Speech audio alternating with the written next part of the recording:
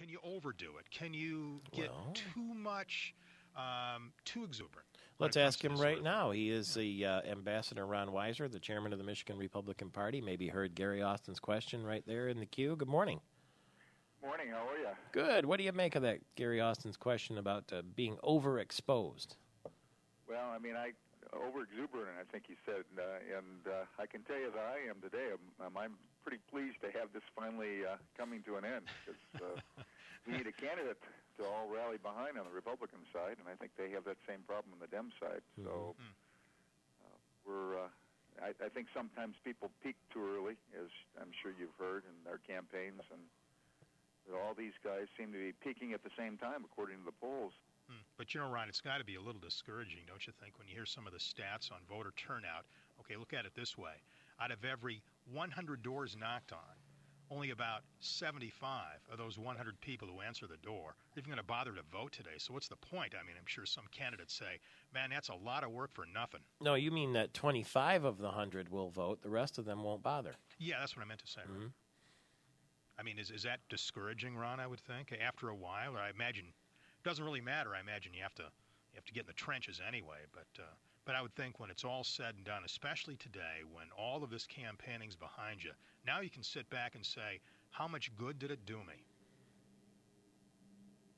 Ambassador, I understand that the Republican Party has done a bang-up job at fundraising, and that's why maybe you're eager to get to the general, because you've got a huge war chest ready to go in support of the candidate. Is that true?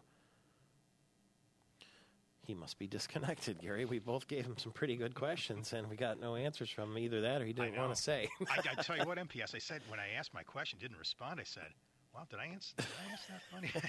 Sorry, didn't mean to ask the wrong question. That's all right. Anyway. Now, we do have a situation here with 148 seats for state lawmakers on the line this year because of the term limits. Republicans now have a 22-16 edge in the Senate. Democrats have a 65-43 advantage and 2 vacant seats.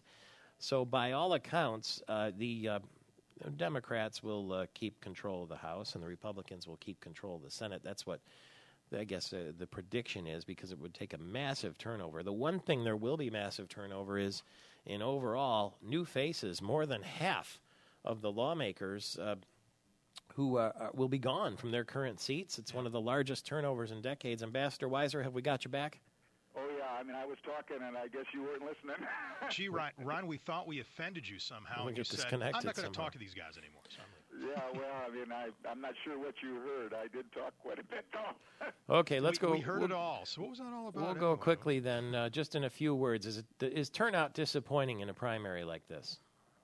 Yeah, obviously we'd like to see more people show up at the polls, and that's something that we encourage. But it's when we get to the general election and people are voting for Republicans against Democrats when we're going to have our full, all our war paint on, and we're going to have an army of people out there. I mean, we're going to have thousands of volunteers out there encouraging people to do it. And that's one of the reasons the primaries are lower, is because no one really has much of a get-out-the-vote effort going on. The parties don't do that until they hit the primary, at least on the Republican, until they hit the general, at least on the Republican side. Secondly, the other question we asked while he was had the phone muted there was that I understand the Republican Party, under your direction, has had a fantastic job fundraising, and that you're ready to go, loaded with a big war chest as soon as you find out who the candidate is. Is that true? No, we never have enough dollars, and we're out there still scraping them up. And unfortunately, as I'm sure you've heard, money is the mother's milk of politics, and we have to make sure we can get our message out there, and the people know what our candidates stand for. So we're going to be prepared to help them, but we're not there yet. It's always an ongoing thing. I'll be on the phone today trying to get some more. I see. Now, you have a 22-16 edge in the Senate, but you trail 65-43 in the House. Is there any chance, with the massive amount of open seats and turnover, that the Republicans could control the House, come next January? Well, there's always a possibility of doing things like that, just as there is in a national level. If we continue to have the kind of surge in independents looking more at the Republicans as the way to go. I mean, we have so many problems in the state, and when people are looking for change, then usually they they take the guys that are in and push them out and put other people in. And I think that could happen here in Michigan. We are working hard to try to make that happen. Where will you be for the returns tonight? I will be at the Republican headquarters in Lansing. Okay. And unfortunately, I think it's going to be a very, very late night. Sure looks that way. As I said when I was muted, this is such a close election. And one of the things that you talked about in turnout, that's why these polls don't mean much of anything.